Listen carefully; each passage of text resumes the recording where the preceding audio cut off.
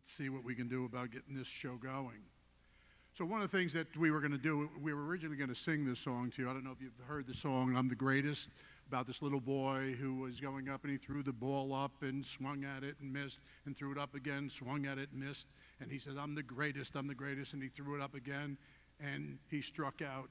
And his mom called him home and he went on his way home and said, boy, I didn't know that, but I'm the best pitcher in the world too. And there's a little bit about that, you know, we're not kids anymore and we can shift the way that we think about things. And, you know, how you can evaluate yourself as a kid isn't the same way that we can evaluate ourselves when we get older. So, again, look at some of the habits that we pick up when we were a kid. All right? It's taking the shortcuts. So, really what we're going to talk about today is how we measure safety and what we can do to improve those things. So. And one of the things about measuring safety, and it's a question that I've been asking myself in my mind for a long time, okay? You know, we see something on the screen here, TRIR, right? Total Recordable Incident Rate. Sounds really scientific, and, you know, it's one of the things that everybody talks about. One of those things when you talk about it, we used to call it in Scotland a strokey beard meeting. You go, yeah, the TRIR, right? Like you're giving it some kind of gravitas, right? Also, you've got DART, you know, days away, restricted or transferred. All these buzzwords, EMR, experience modification rate, all these things have something in common, right? As do OSHA 300 logs. They all have one thing in common. They all happen after the accident. So what we're really doing is measuring how bad we are, right? You know? And I'm not saying that we shouldn't have them. I'm not saying that they shouldn't be indicators to inform our planning and our behavior and our procedures moving forward. But wouldn't it be nice if we didn't have to put those figures together in the first place? And so, you know, sometimes people don't see the wood for the trees, right? And part of that is, yeah, we can analyze ourselves to death with this stuff, but at the same time, not effectively look at prevention in the same way. Because what happens is, this stuff finds its way up to the CEO's desk. So every Monday morning he gets a report and it says the TRIR is this, and the EMR is this, and the OSHA 300 logs for the week were this. And he's like, okay, I feel good about that, right? And what he feels good about is the fact that it's been manipulated by computers and personnel before it gets to his desk, right? So sometimes what he's seeing is not actually what's going on, you know? So winding it all the way back to the prevention is a lot of what Tony and I talk about all the time. So as we go forward here in the presentation, that's something that we want to do. You can go ahead. Okay. So again, understanding your risk is really one of the things that we want to talk about, and really have an understanding. So here, he can advance some of these slides, and look at all of these pictures. And one of the things that I would say that's notable is none of these incidents occurred in an accident. So because none of these occurred or resulted in an accident, and you're taking all those measurements that we just referenced, does that mean that these jobs were safe? Yeah, the answer is no. So again, as we're moving forward, here's really what we're trying to emphasize today. Churchill said it really well, which is, it's not enough that we do our best. Sometimes we must do what is required. And we're going to talk about requirements. Yeah, and the time to plan is before the work begins. That's really the best approach that we can take. You know, if we look at what informs us and what regulates us and what we do, the general duty clause, or the 5A1 that OSHA would look at, each employer shall furnish. We all know the words. The important words in this planning process are free from recognized hazards.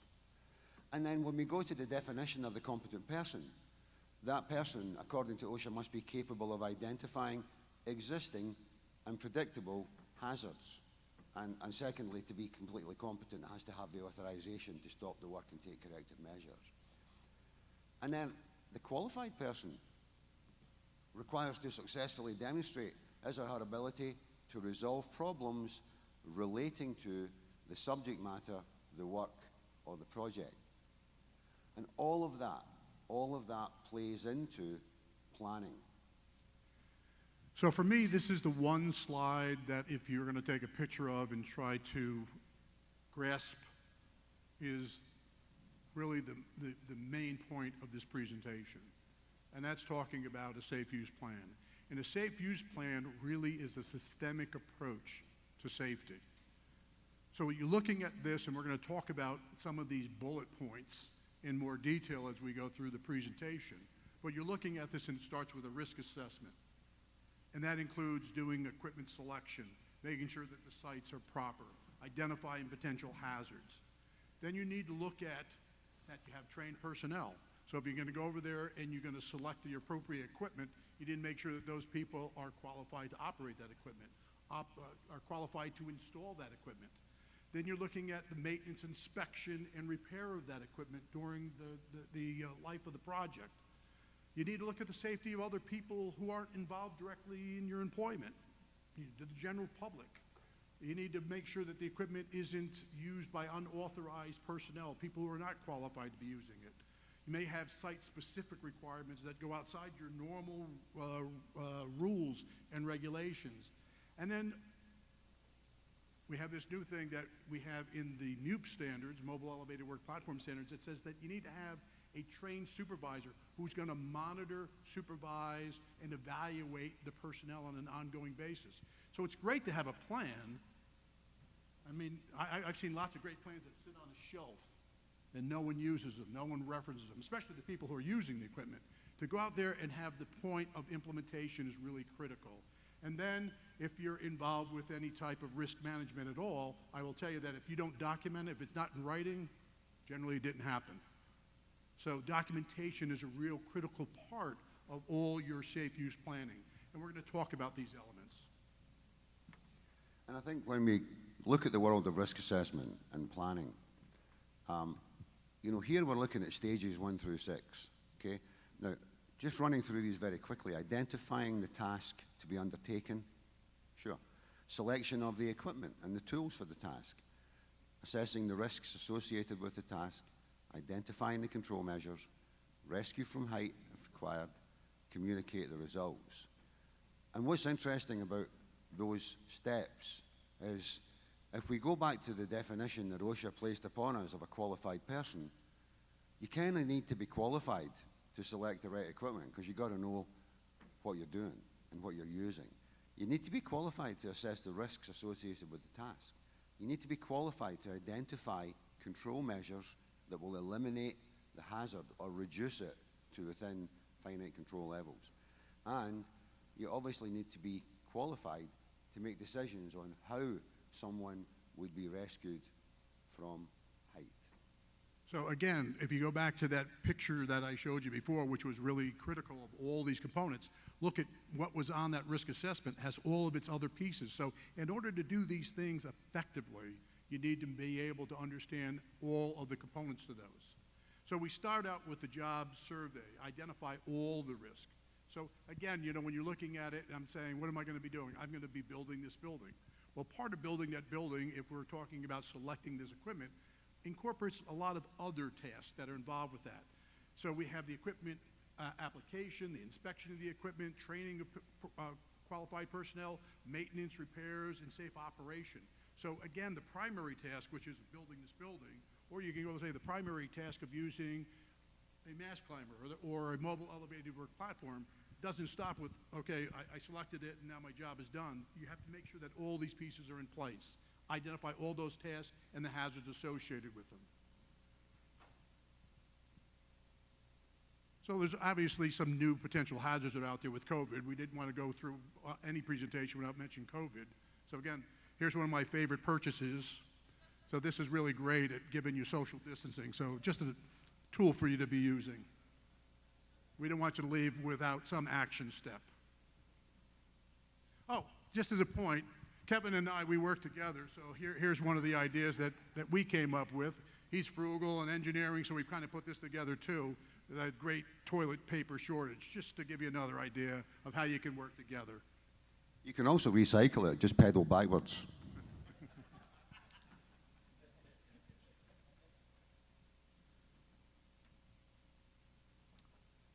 So, selection of the proper equipment. So, here again, you end up saying, I have this task to do, and what's the optimal piece of equipment to use to do this particular job? Now, we get to the point where powered access is all the equipment that all of us talk about here. So, when we're looking at that, we can go over and have the arm twisting about, okay, is it a mobile elevated work platform? And if it is a mobile elevated work platform, you know, look at all the different types that you have to choose from, whether it's a vertical lift or a boom type lift that can extend out. You have capacity issues. You have all these elements that you need to consider in the proper selection of that equipment that's optimum for the task that you're going to be performing. And obviously, we can all sit over here and have some really good conclusions on where a mast climber or a hoist or a MEWP will be selected for the optimal product for that particular task. So here again, there's lots of tools that are out there and available for people to use. So when you're looking at doing these things, and again, there are people who are going to and be occasional users of this equipment. So we need to provide them with tools to assist them in being able to do effective risk assessments and selection of the equipment. So here's some examples of some of the detail that you would be looking at as one of those multiple things that are on that whole list of things that must be done in a systemic manner to ensure that we don't have some of those pictures that were in the very beginning that show people doing things that are the path of least resistance, the easiest way, shortcuts. This me? All right, I'll go here. So assessing the risks that are associated with this. So again, all those activities that are in place, think about those things that are out there. And again, we put up a bunch of these words over here: overloading, electrocutions, traffic control, mechanical issues, collision with other products. Well, these products move. Even if the product is moving, not necessarily hitting another moving obstacle, but it could be hitting a structure along the way. So if you have a mast climber and you have something that's sticking out and you're elevating up, we have a problem. Tip overs, weather conditions are a constant problem in using this equipment. So I look at it and I say to people, oh, like, what we need is a great sunny day. I will tell you that I have seen accidents occur because it's sunny out. And people elevate above an area, the sun is shining in their face, they can't see where they're going, and accidents occur. So weather conditions are a consideration within the whole scope of assessing the risk that you must put in place for all of your tasks. And there are many ways to identify control measures. We've all looked at hierarchies of controls, and we can commit it to paperwork and procedure. And we can all feel very scientific and feel good about what we did. Hopefully we're qualified to make those decisions. And when you come out on the end of it, and we've identified the method of control, then it's something that we really need to stick to. You know, it's a long time ago since somebody called F.E. Bird, 1975, I think, produced the original triangle that showed for 600 near misses and minor scrapes created one fatality, right, for every 600, right? And that table was produced in 1975, and it's probably still as relevant today as it was then, you know? So there is merit in controlling at the base level to prevent at the higher level, you know? That's what a lot of this is about. Yeah, so here really what you're looking at is two facets of it. One is saying, what is the real hazard over here? What is, you know, so if I'm near an overhead power line, the ultimate risk from that is electrocution, severe, all right? And then you're going saying, what is the probability? So if I have overhead wires and they're outside or on the other side of the building, the probability is low. So that will impact what are the control measures you have to put in place, because if it's around the backside of the building, not a big deal. But if it's between you and the work that you're doing, the probability increases, and then the control measures you have to put in place rise significantly. And I think the other thing that you have to deal with which is really important, is the presumed authority of someone who is making a safety decision on behalf of someone else who doesn't really know what they're doing, right?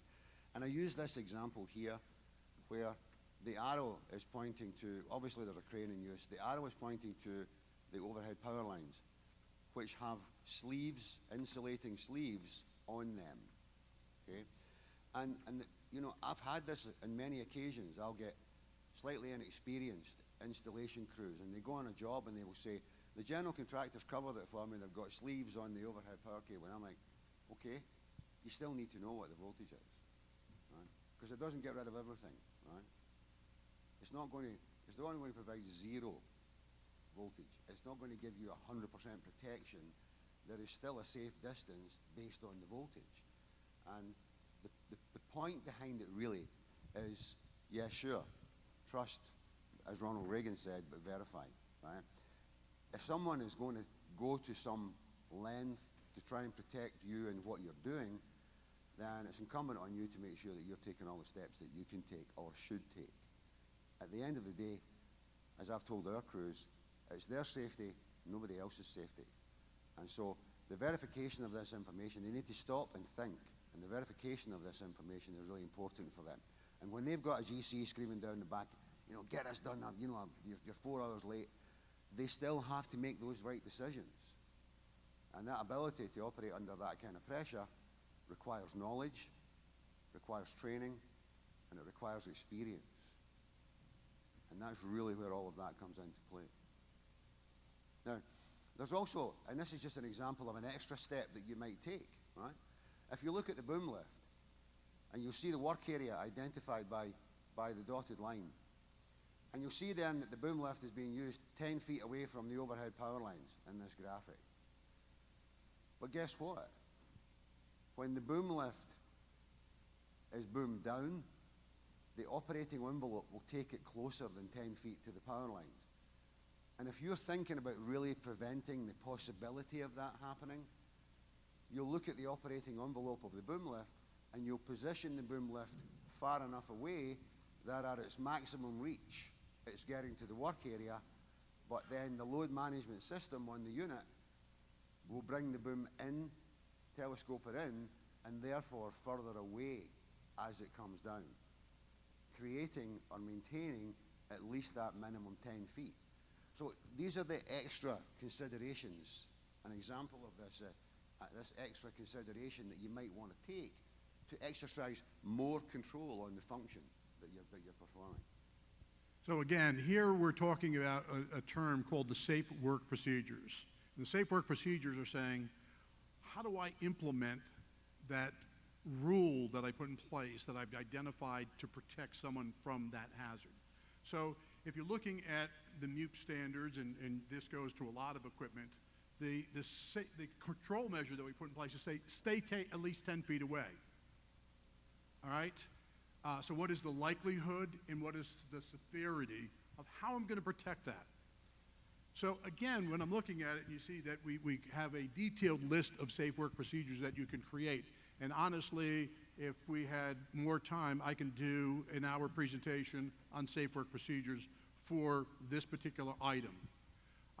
This is one of the leading causes of fatalities associated with mobile elevated work platforms. This year, we ended up having a fatality that occurred where we ended up having a boom lift, and they did a risk assessment. And as Kevin mentioned, the general contractor went over and he put sleeves. He put rubber boot insulators on the line. And the worker was working between the lines and the building that was in front of him. And he went up and elevated it. He thought that the control measures were in place. What? They were protected because they were all booted. They were all sleeved. He goes up, elevates it. It happened to be an articulated boom, and the knuckles stuck out. And when he was over here with that behind him, he rotated. The knuckle goes up and rubs against the boots, knocks them off. He's exposed and pressing up against it, and an electrocution occurs. What was missing? They did a risk assessment. They put a control measure in, but they did not have all of the safe work procedures in place based on the severity of that particular incident. They should have, in that particular case, not used an articulated boom so that it could stick out beyond there. They should have, in their selection, used a straight mass boom with no ability for it to go inside of that, what I'm going to say, protected zone.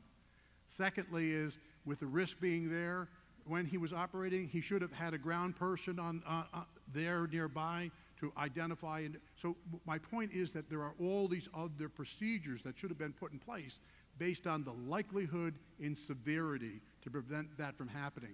So safe work procedures are really detailed and provide that level of guidance that needs to be put in place.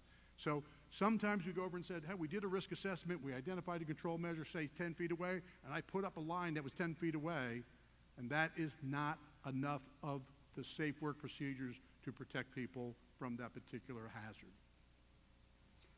This is just another example of a consideration.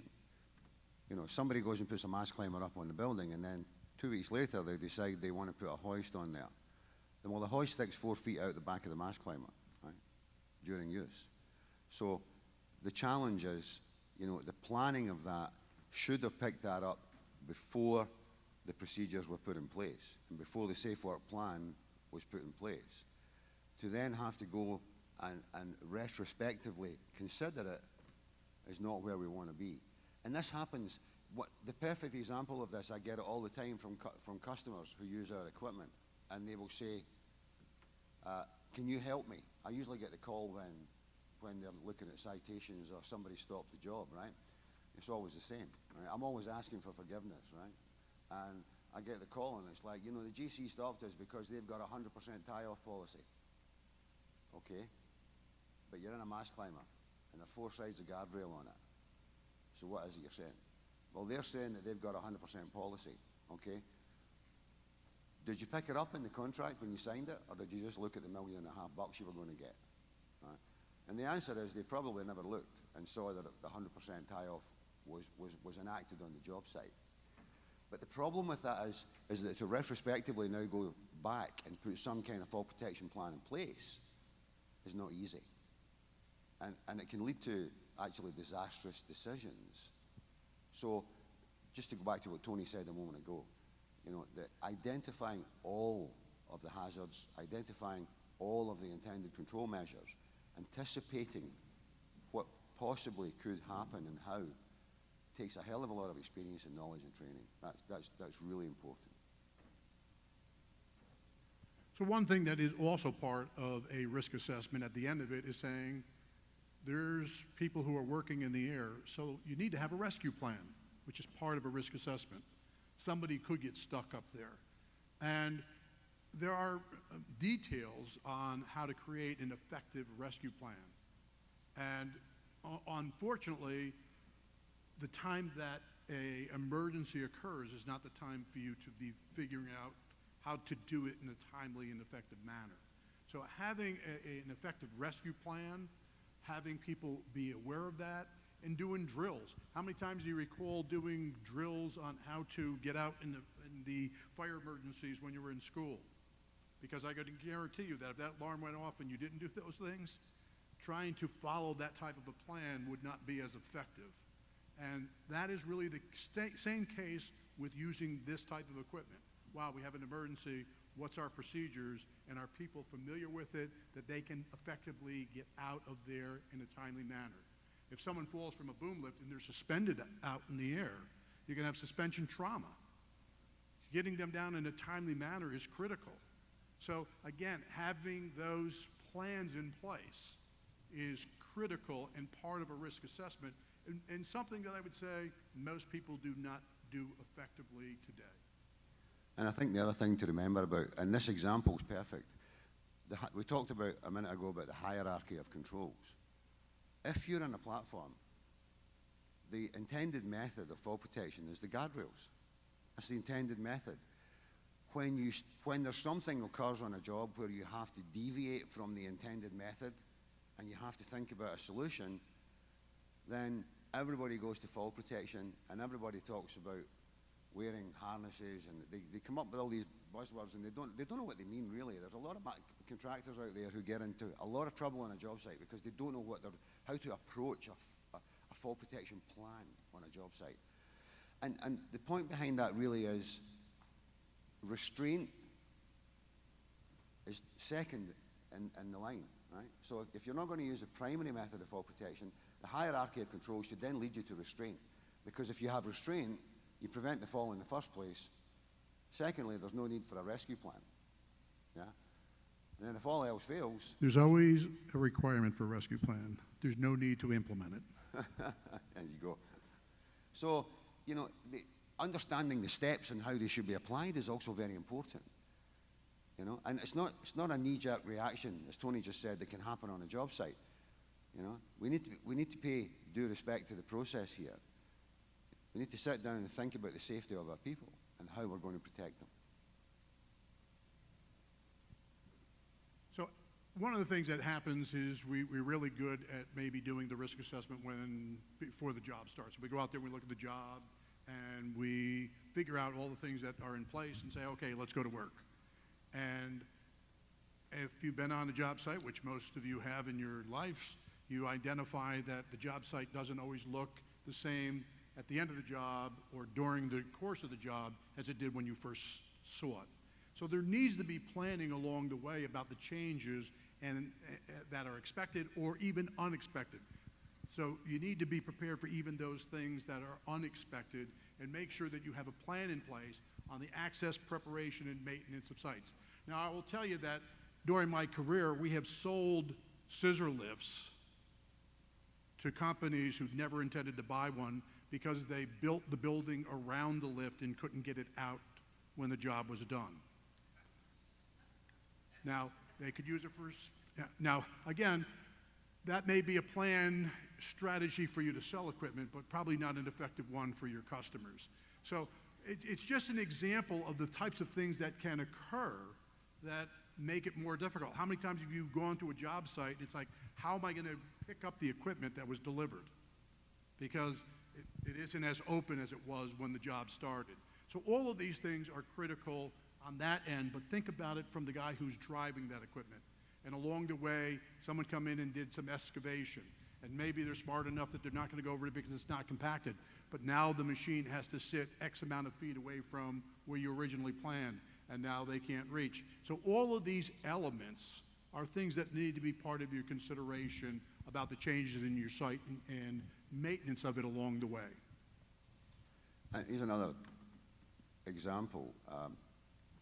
You know, when something like a mass climbing work platform is set up on a job site, you know, one of the things that OSHA does have an opinion on, really has an opinion on, is ground conditions, okay? Compaction. And when you look at a mass climber and the pressure or the load that it's putting onto around the base and through the jacks onto the mud sills, there's a picture here of what I would say would be slightly insufficient cribbing, right, to be kind to it. But the main point that happens on a job site is we go there and we plan, and then what happens is the GC then cuts away the ground around the perimeter of the building, that kind of 45-degree trench that they dig around the building sometimes. And then somebody says, yeah, the mass climbers are coming tomorrow, so just backfill that, because that's where the mass climbers are going, right?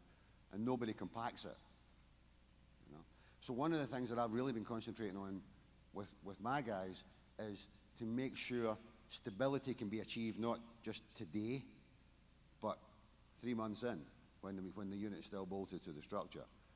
So there's no subsidence. So that's basically what I'm having them do is when they go onto the job site is produce the page from the manual that talks about ground pressures and give that to the GC and say, hey, I need you to guarantee me that that will take the load that I'm going to put on there. And as soon as you give them a piece of paper, right, they have to give you an answer normally, right? That started a chain of events. But it's important for you to protect yourself in that fashion. That's what I keep telling my guys, you know? Because otherwise, somebody's going to scream at them on a job site and say, get it done, or I'm going to call your office and complain and all the other stuff that they do. And that's when the decision becomes a problem. Inspection and repair is really important also. You know, that I get this all the time. I hear it in the rental business, right? You know, there are 2 or 3 machines coming from one job site on a truck, and they're coming in and they need to get an annual inspection. And before you know it, they've been diverted to another job site, and yeah, we'll do the annual inspection when they get to the job, right? I don't know if you've ever tried to do an annual inspection on some of the equipment. On much of the equipment, it's almost impossible to do it on a job site. And what does that mean? What it means is it doesn't get done. And what does that mean? It means now you're out of compliance. If there's an accident with that piece of equipment, not only do you have an accident, but you have liability because you never performed the annual inspection and signed off on it when you should have done, according to the standards. Tony, what do you say? Yeah, the one thing that I would add to this is that this is one where it's a daily, starts with daily inspections. So it's the people who are probably less skilled to be able to look at it, but they can see gross negligence, meaning that they'll see leaks. They'll see things that are obvious to an unskilled mechanic who go over and just says, wow, you know, it's kind of like even my daughters who drove a car every once in a while knew that that loud screeching sound was something that they should raise to my attention. So, you know, so there is this level of requirement within our industry that says that the people who are on it must daily do a visual inspection and function test to make sure that everything is okay. And if it's not, then go to the people who are skilled at doing repairs. But inspections are critical of it. Some of these incidents that you look over here, they didn't happen that day. They happened over a period of time. And if people were doing the required visual and daily inspections, these things would have been caught before they became catastrophic. So all of those things are in tune with one another. So when we talk about maintenance, inspection, repair, maintenance is things as simple as checking the oil, making sure that it's properly fueled, making sure that everything is tight and isn't moving in a manner that it shouldn't be moving. So you're just getting that basic information out there is critical to make sure that before something catastrophic occurs, we identify and take precautions that require us to make sure that these things maintain being safe. And I think the question that we should ask ourselves as company owners or managers, or if we're in charge of some crews out in the field, the question we should be asking is who needs training? Because the industry will tell you who needs training. OSHA will tell you probably who needs training. You'll get the answers if you ask the right questions, but you need to ask yourself that question on behalf of your workforce too. Who needs training? And the answer is operators need training, occupants need training.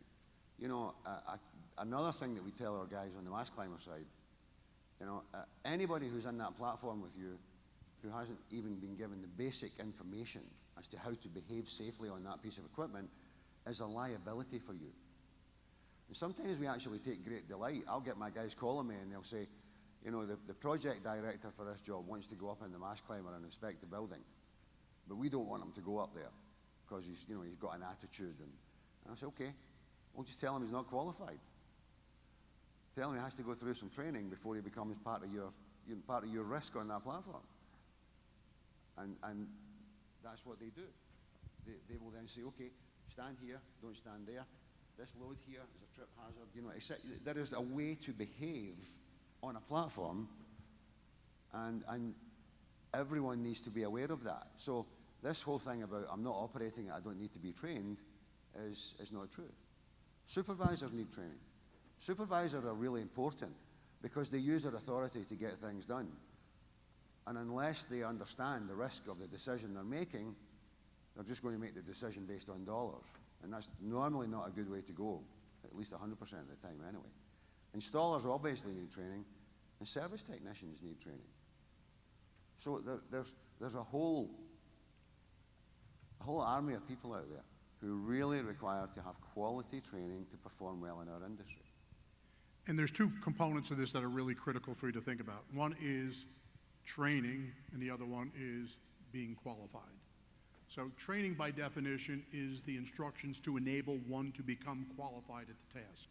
So training by definition does not make one qualified. So when you go back to it, it's what is effective training. So for me, it is complete, consistent, compliant training. The MEWP standards actually developed a training standard. And well, is that something new? The answer is yes, 100% new. Because we always had a training requirement, but we never had a standard on how to deliver complete, consistent, compliant training. So it talks about the administration of it. It talks about the curriculum. It talks about the environment where training can take place. It talks about delivering it in a manner that the trainees can understand. And that isn't just Spanish, English. It's also about comprehension. So there's a real complexity. And as I would say, how many times have you been in front of somebody who is a very poor teacher? Right? And if you're not going to have effective training taking place, you're not going to have effective learning taking place, and they don't stand a chance to become qualified. But after they become trained, and here's the example I give all the time, we do MEWP training, and we train them on the most simple machines. So on the scissor lift, we get a 19 or 20-foot electric scissor lift, or we get a 40-foot boom lift. And then they're trained on all boom lifts and all scissor lifts once they're familiarized with it. Can you imagine going out to somebody who was first trained, we train them on a 40-foot boom lift, the next day they go out and their company rents a 185-foot self-propelled boom lift, and they said, here, let me walk around, familiarize you with it, and now you're qualified to go up and work on that. Does that make sense? The answer is no, it doesn't make any sense. Because just because he's trained doesn't mean he's qualified for all tasks. And that's an important distinction that people need to understand, that people are using this equipment. Those, even within your company who you're having do tasks, make sure that they're qualified, because it comes down to everybody, including that service technician. We all know how difficult it is to get good service technicians, yes? And now you go over there and you get a new person. Is he qualified to do all of those repairs? And if not, what are the methods that you have to make sure that he is putting out work that is deemed qualified by somebody who is qualified to say so? And as Tony is explaining that, I'm reminded of a paragraph in the OSHA regulations in 1926, where it talks about, and the scaffold people in the room will know this, right? It talks about assembly, disassembly, adjustment of a scaffold can only be done under the auspices of a competent person who is qualified in the dismantle, the erection, and the adjustment of the scaffold. So even OSHA leads us along that same path, qualification, and then certification. So it really is this path of being an apprentice to a journeyman. You know, if you think about that, which is easy to understand, it really is making sure that your systems, in terms of training and qualification, follow that mindset, right, which is pretty logical. Well, this is, again, we had COVID coming up. People couldn't train. People couldn't go out. You couldn't get to everybody else. But good qualified trainers were actually out there still practicing. So, you know, this is Kevin. He was actually doing some training with his dog during COVID. It's not enough that I'm Scottish and I get a hard time for it. The answer is I trained 5 of those dogs. So if anybody wants one, they're $1,000 each. So then, to move on, you know, one of the things that we really want to encourage in operators especially is that you need to know your machine, right? You need to know what you're working with, what its limitations are, and you need to be aware of the safe use of that equipment, and you need to be aware of what constitutes unsafe use of that equipment, and what kind of risk you may be putting yourself in.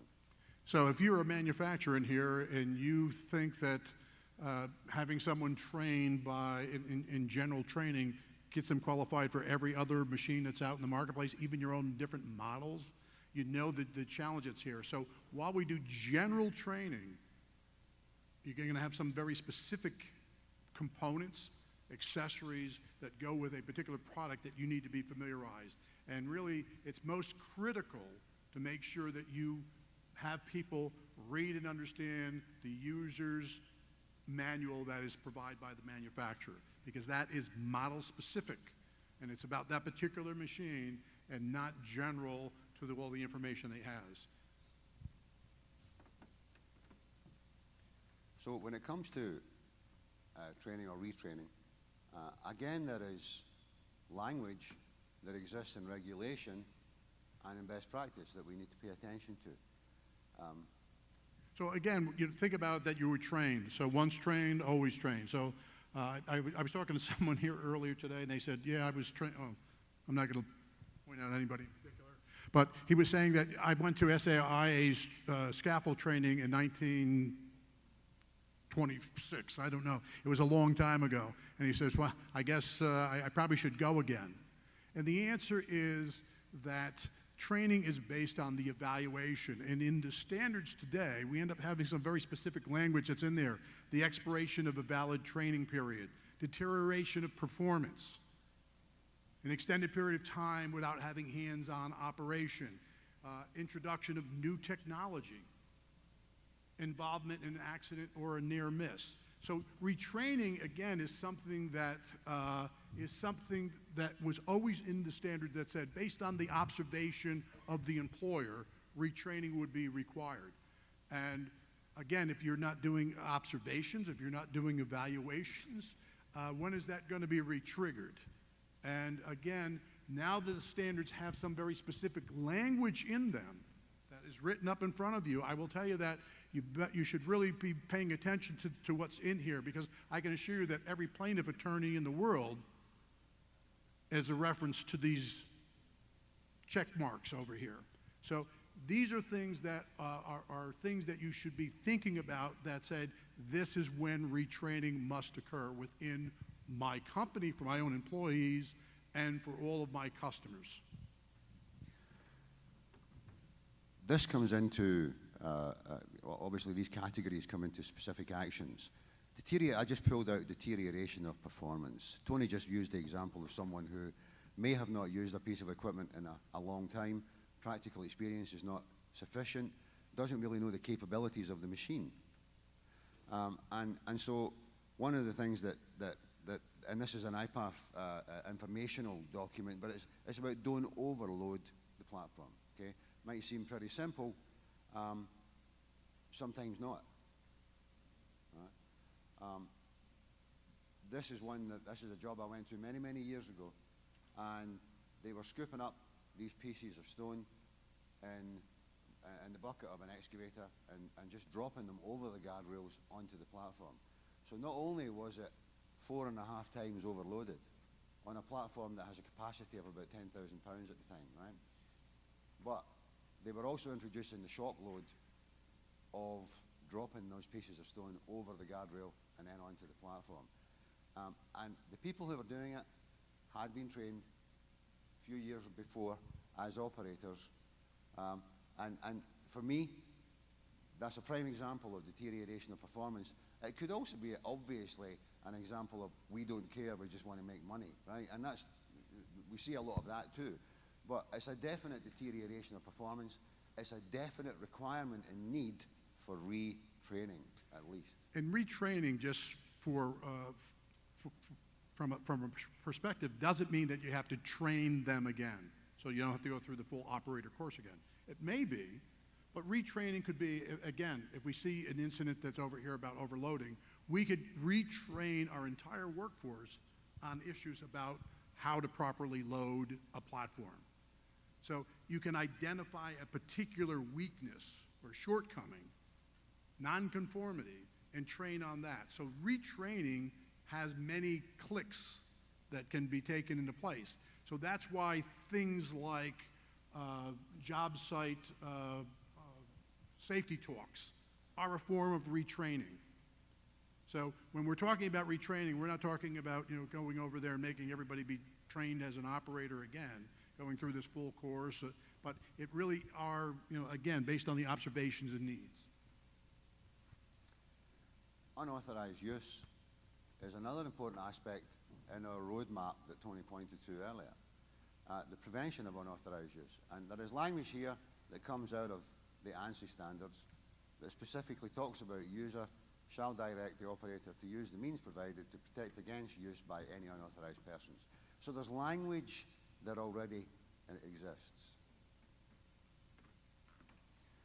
Safety of others is another really important aspect of that plan. You know, we're all working at height, and so therefore the danger of dropped objects is a constant risk, a presence that we need to think about when we're putting a safe work plan together. Yeah, and here you're looking at something where if you're near a roadside, especially when we're talking about MEWPs. MEWPs are, most MEWPs, with the exception of A92.2 vehicle-mounted aerial devices that are meant to be on the road, all others are not meant to be on the road. However, it's not unusual to see a boom-type lift working on a roadway doing bridge construction. It's not unusual to see people loading or unloading a MEWP on the side of the road. It's not unusual to see them working on the sidewalk and then having it rotate in the boom or part of the boom structure, rotate out into the roadway. Could be at a mall, could be at lots of different places where you end up having the general public who are exposed to it. And how are you protecting them from the operations that you're undertaking? So we need to make sure that we think about all of those elements and ensure that we have a plan in place when we're doing our risk assessment and our control measures to adequately protect all people who are exposed to our work. This is a photograph that I quite enjoy. What you've got here is you've got these guys here. They're trying to remove some of the bricks from the platform because, quite honestly, it's overloaded, and the brakes are not really want to play anymore. The brakes are like, I'm done. So the machine is slipping down the mast because of brake failure. They're trying to remove some of the bricks with the tower crane, you know. And to go back to Tony's point about dropped objects, there are also things called overhead hazards. Now you see them trying to move here, and nobody's looking up here, right? So one of the things that we tell the guys on the mast climbers, and it really applies to boom lifts and scissor lifts also, when you're going up, look up, right? That's where the stuff's going to come from, right? And when you're going down, look down. That's where you need to be concentrating. When it comes to site-specific requirements, then this is where really qualified personnel come into their own. Well, if I were to give you an example, with mobile elevated work platforms, you're required to wear personal fall protection on all Group B or boom type machines, in addition to a fully guardrail platform because of an event known as the catapult effect, where you end up having the dynamic load of a platform sticking out at the end of a boom, being able to have enough moment of inertia or movement to actually throw someone out of the platform. So you're required to have personal fall protection in addition to the platform. However, there are job sites you go to, and they just said, we want you to be wearing personal fall protection on every MEWP that is on the job site, whether it's a Group A or a Group B. So you may have job site-specific requirements that are unique or even contrary or addition to, on top of, regulations. So you need to be aware of those things and make sure that they're implemented onto the jobs that you're working on. Record retention is another part of this, you know. As Tony said earlier, when you do an inspection, record it. When you train someone, record it, right? You need to have that paper trail. And here's an interesting list on the right-hand side. I was talking to an OSHA officer a few years ago, and I said, I saw him with a list. And I said, what's that? And he said, that's my list of the stuff I look for when I go and do an inspection of a premises after an accident has occurred. And on the list, you'll see number one on the list is employee training records. Number two is certification of the training, site-specific training, operator training, record, this is really important, record of enforcement of safety rules. When you create a safety rule, you need to enforce that rule, and you need a record of enforcement. That's a really good sign for them if you have that, a really good sign. Again, if you get to, yes.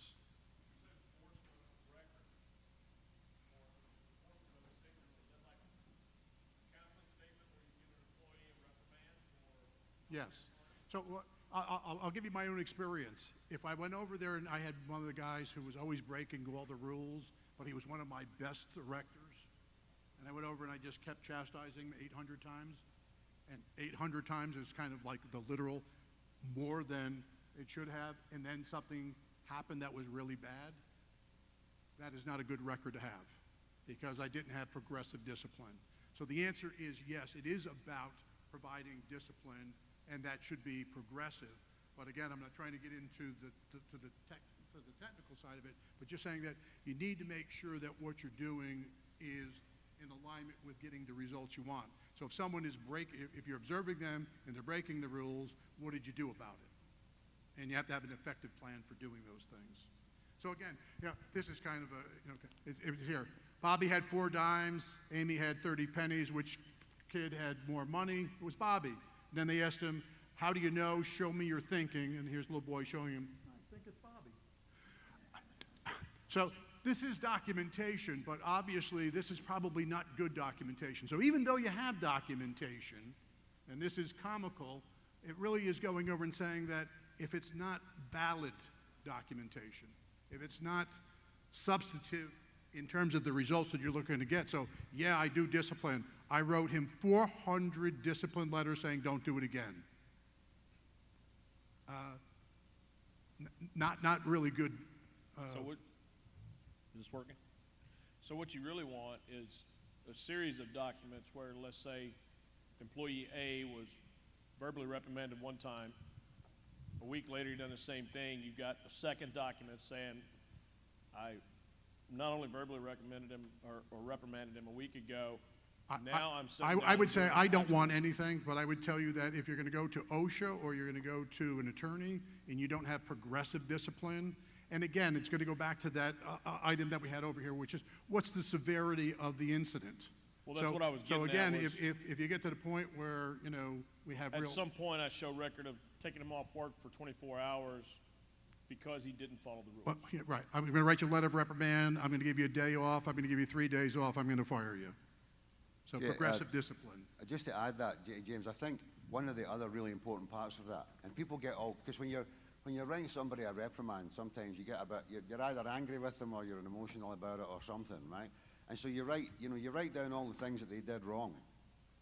But in that document, you also want to make sure that you cover with them all the things that they should have done right and how to then move forward from that point. Otherwise, it becomes persecution sometimes, right? So we got 2 minutes left. And 14 slides. Yeah, we'll use this as the last slide, I think, because there's an important message in this, and that's communication.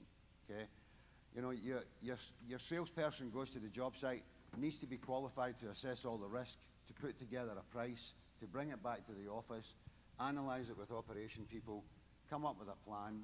Then you need to go to the job site, negotiate with the GC, look at what the actual job site is in terms of risk, put together the plan, train the people, work safely. There's a whole kind of procedure involved in each one of those. And I just brought out one at the end as a discussion. This would be a flow chart, right? What happens when an accident happens? Because you've got your staff and you say, if an accident happens, what should we do? Who should we tell?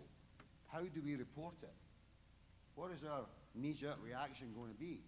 Well, the answer is if you put it together on a flow chart and tell them exactly what they need to do and the steps that they need to follow, not only are they doing the right thing, but you're making sure that everyone is informed in the process and can take the immediate action that they have to take. And despite the complexity of that, the other message we will also give you is kiss it. Keep it simple, stupid. So if you make these things so complex, who's going to follow that? Who's going to do that? So while there's lots of what I would call devil in the detail, again, it's a big elephant. And you do, how do you eat an elephant? A bite at a time. So again, while we're throwing a lot at you, and what we're putting out here are things that should have been done since Hector was a pup. These have always been out there. This is not new, even though some of our standards actually now put more detail in there and have more information in there. Before we just said, go out there and do a risk assessment. Now we go over and say, do a risk assessment. Here's the processes to do a risk assessment. All right? And here's the processes to do some of the pieces in the risk assessment. And it's not like the risk assessment was new, But now we're going over and giving you the ideas of this is what you should have been doing with those risk assessments. And time is up, and I would just like to finish on something that somebody said to me recently that I thought was really cool. I was in a meeting and this company said that they pride themselves on being OSHA compliant. And the gentleman who was in the conversation said, in other words, what you're telling me is that you are the worst that you are allowed legally to be. Which, when you think about it in that sense, is true, right? And all of this is about using, and OSHA will tell you this, OSHA is the starting point, not the end point. And all of this stuff that Tony and I have been talking about is where you go from there. And the last thing I'll say is, having seen just a kind of overview of a percentage of this, I don't think there's anybody in this room would think or would try and tell me that you don't have to be qualified to do this stuff. And that's a really important aspect of that. And since Kevin had the last word, I have to have the last word. And the last word is the golden rule. So you all know what the golden rule is? The person with the gold rules. And what does that mean? That means that if you're the boss, you're the guy with the gold, and you set the rules, and you put the tempo for over there. So some of the later slides, and we had many of them, it's really about this all happens from the top down. If you don't have that leadership and support behind these programs, they'll never take place. It can never happen from the ground up. It just doesn't work. So again, we appreciate your time. If there's any questions, you can catch us at multiple bars. Thank you. Thank you.